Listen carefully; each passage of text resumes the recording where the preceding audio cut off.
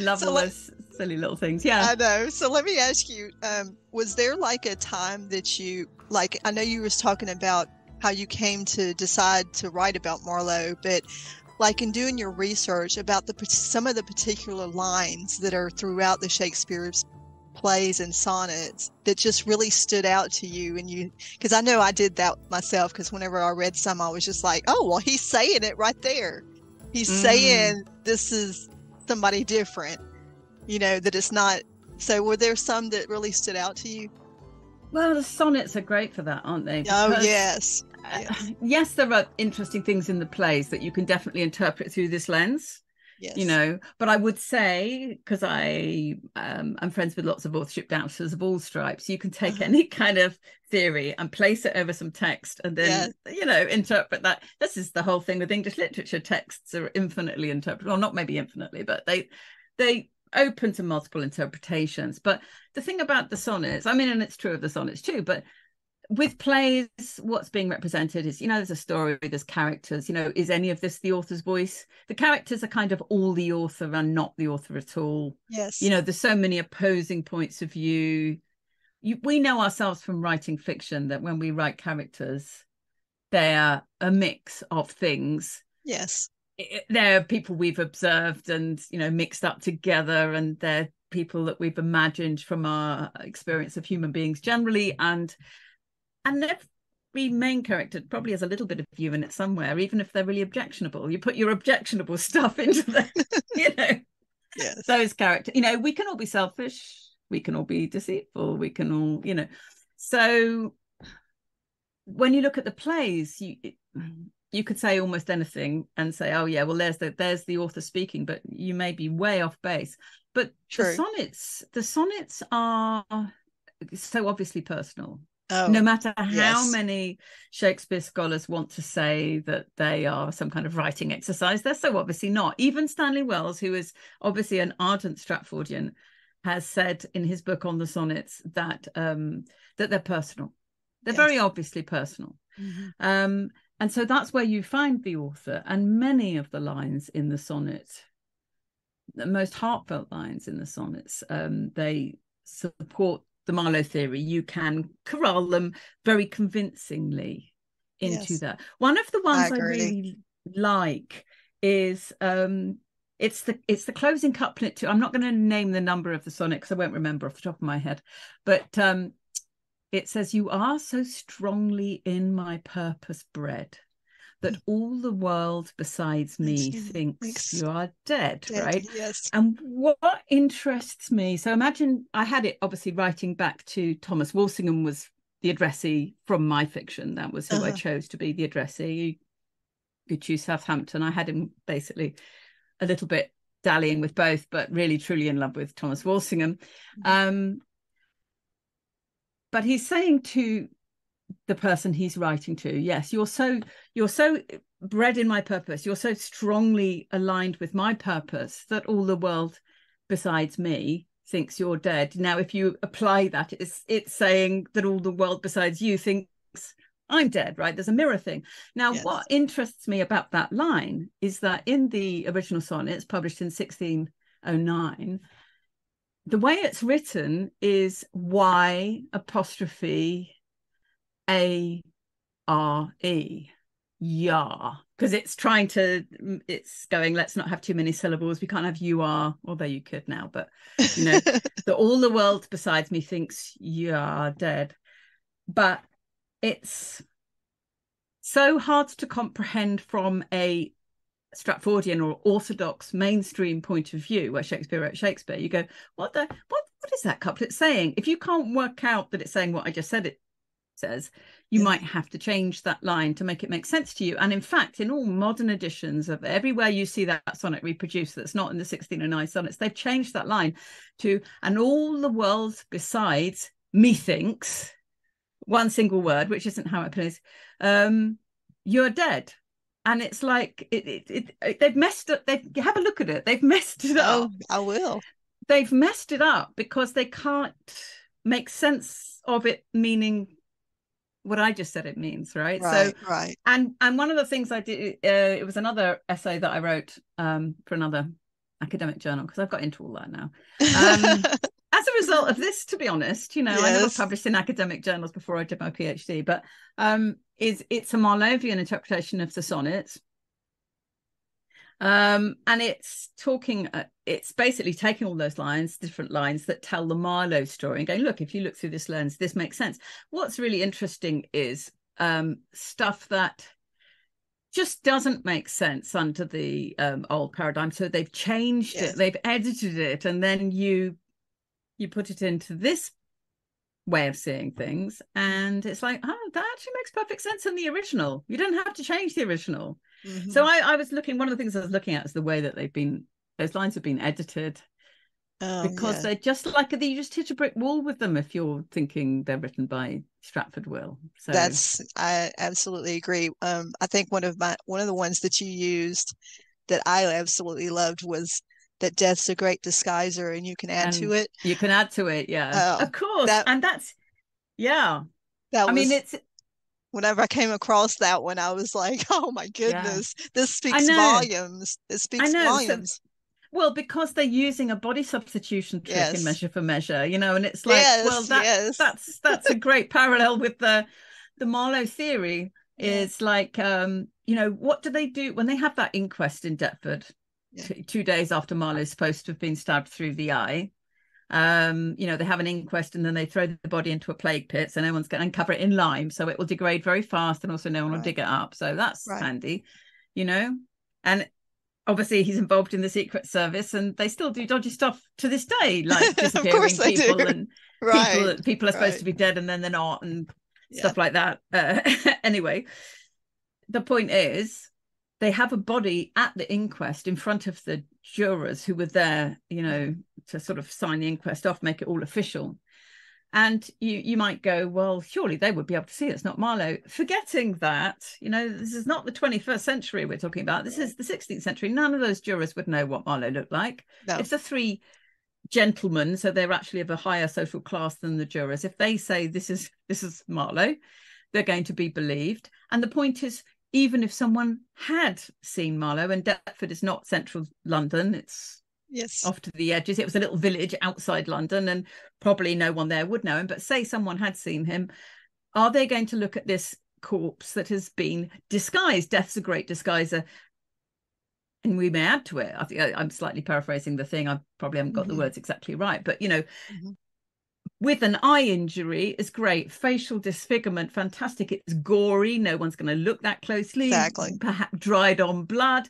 And death is a great disguiser. If you've ever seen someone you love dead, they're not there anymore. They're not themselves. They don't look quite right, you know, because the spirit is not animating them, you know. And so that line is a fantastic line. It is. Yeah, really is. And there are many others that just feel like, of course, we're looking through the lens of, you know, confirmation bias and our own theories, but, you know, they feel like the author dropping some clues. And the other thing is that the fact that many scholars who are Stratfordians as well, you know, they admit that Marlowe is throughout the plays. There are, you know, echoes of Marlowe. Marlowe's lines are quoted. You know, there are references in As You Like It, the play that my mum named me after. There is the obvious Marlowe reference of Reckoning in a Little Room. Reckoning in a Little Room. I was going to bring that one up. Great Reckoning in a Little Room. And they've just quoted Marlowe's poem, you know, Dead Shepherd, how I love thy saw of might, who loved not at first sight. And the dead shepherd is Marlowe. The saw of might is that, you know, the old saw, they used to say, a saying, you know. So his line, whoever loved not at first sight, is already, it's one of those things that's become, even in the Elizabethan era, something that people quote. So there's an obvious, let's think about Marlowe. And it talks about, you know, poets dying of, you know, no poet ever died of love and stuff like that. You know, there's all this stuff in that scene, which is fantastically referencing Marlowe, and even Orthodox scholars recognize it's referencing Marlowe. And then you go, but what's actually going on there? This is a really interesting thing. It's obvious that whoever wrote the works of Shakespeare was a bit obsessed with Marlowe. And plenty of Shakespeare's biographers have mentioned the same thing. I mean, Stephen Greenblatt says, that he sounds this note of exile from, the very first play to the last, and he's obsessed with Marlowe. He talks about his obsession with Marlowe. Exile is a huge theme throughout. Exile is massive. Yeah, it's it absolutely really is. massive. And there's a great quote by Greenblatt, which is something like, time and again, the protagonist ends up on a foreign shore without friends, without his access to his own language. And it's exactly. Yeah, really? Yeah, I wonder why Shakespeare was so obsessed with exile. And one of the things that I we're always told as writers, and in particular historical fiction writers, to write what you know. And so you would think that a person writing the sonnets and the plays and everything are writing things they know. And that was one of my beefs about the Stratford, Shakespeare. How would he have known a lot of the things that are written throughout the plays? That was things like the legal knowledge and stuff like that, and things like Italian sayings and stuff. There's so much actual knowledge, and the kind of knowledge you can't get from books, like the triangulation of this spot in Florence, which is in Allswell Enswell, where Helena is waiting for Bertram to come back from war, and she points out 3 things that she can see from the bridge where she's waiting for him. And you can go to that spot in Florence and actually see, there's that building's still there, the Palmer's Lodge is still there, and this is the port is there, and you're on this bridge, which is the bridge between the gate the soldiers would have come from and the barracks where the soldiers were going to. And only if you stand in that bridge can you possibly know that when she's waiting for them to come home, she could see these buildings. This isn't the kind of knowledge that some Italian tells you in a pub in London. No. Right? No. It just isn't. Right. It is on the ground knowledge. The knowledge about Gregory's Well is also on the ground knowledge. It's not in any books that we that have survived from that era, and plenty is on early English books online. We do actually have quite a lot of text from the era, and much of it isn't the kind of stuff that people would just tell you anyway. You kind of had to be there. So there's loads of knowledge that you think, well, how did you get the knowledge? But I think in terms of theme, when you say write what you know, and of course, we advise writers when they start out to write what they know. But as historical fiction writers, we're writing, I haven't lived in Elizabethan England. No, that's true. And I've never been a man. I've never been a man. And yet I often write from the male perspective, but I've had brothers, and I can imaginatively, and I've read an awful lot of fiction written from a male perspective. And that's the other thing, I know how they work from the inside, because, we've had male dominant literature, for a very long time. So you don't have to know all the stuff you're going to write. You use your imagination, of course you do, and you do your research to get the knowledge that's your kind of grounding, and then you imagine on top of that. But when it comes to themes, we naturally, and can't help ourselves, we write again and again things that resonate with us emotionally. Yes. Right. So one of the things that's very interesting with the Shakespeare plays is look at the source materials, because there are sources for actually nearly all of them. People say there's not a source for The Tempest, but there is. So look at the source, and many of them are like Italian short stories and things. Look at the sources, and then go, given all the sources that you've got, what has the author added? That's interesting. They've added an extra was thought dead, but it was actually alive. For example, the motif of being mistakenly thought to be dead and then being resurrected comes up again and again and again in the plays. And sometimes it's in the original story, which you can imagine might be one of the reasons why, if it were Marlowe, why he might choose to turn that story into a drama. It's that element of it that he rather likes. He wants to be resurrected, right? In our version of life, fiction. But the other thing is, interestingly, how many times he's added extra thought dead, actually alive motifs that aren't in the sources, where, go, well, look at what's been added. Why has that been added? There's a lot of slander. There's a lot of people being slandered and having their reputations ruined, you know, and all these things fit very nicely with the Marlowe theory. And I do think that emotionally speaking, we do write stuff it's almost like a way of processing our emotions, and you're putting it elsewhere, and you're putting it into fictional characters and another time frame. Shakespeare did that all the time. You know, he's writing about the succession, but he's not writing about Elizabeth's reign, you know, because that would throw him in prison if right. he was available to be imprisoned, obviously. But it was, you know, you couldn't write about the succession. No. You couldn't do anything to do with Elizabeth because she was very sensitive about that stuff. Sensitive, understandably. Yes. Sensitive. You were living under a totalitarian regime if you were an Elizabethan writer. You were always walking a difficult tightrope. So you write about something else. People still do it now. You know, we write historical fiction, but we're speaking to the times that we're writing in, and we're taking aspects of it that mean something to us now and will mean something to our readers now, and certainly mean something to us emotionally.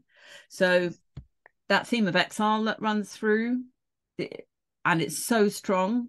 Yes. You know, and the speeches that are made by those who are exiled, absolutely. I mean, absolutely. Bolingbroke, you know, those two speeches that are made at the beginning of Richard II, mm-hmm. They are just heartbreaking. If you imagine Marlowe speaking those, you will weep, you know, because and when they're well delivered on stage, you will weep. And one of the great joys actually of researching this was seeing as many things as I could, both Marlowe and Shakespeare plays, on the stage. Mm-hmm. And every time, you know, good actors bring out different aspects of the text, and you feel things, and you see new things, you know, new things that on the page, lines that maybe didn't make sense to you, and then the actors breathe life into them, and you go, oh, and now you maybe see it in the light of Marlowe as well, because that's where you're coming from. So yeah, I agree with that. I wish I had the advantage of seeing more things, you know, in London. I've visited there 3 times, but we have the Shakespeare Tavern, which is in Atlanta, that me and my husband, you know, have regularly attended. We got to see Dr. Faustus there one year, and it was phenomenal. I can't remember the gentleman's name, but he came over he was an actor with the Shakespeare Company in London, and he came over and played Dr. Faustus in that one, and it was phenomenal. So you're absolutely right, because it's like once you see it, and then sometimes lines resonate with you that you may not have understood before, and then it's like, oh, I understand it now.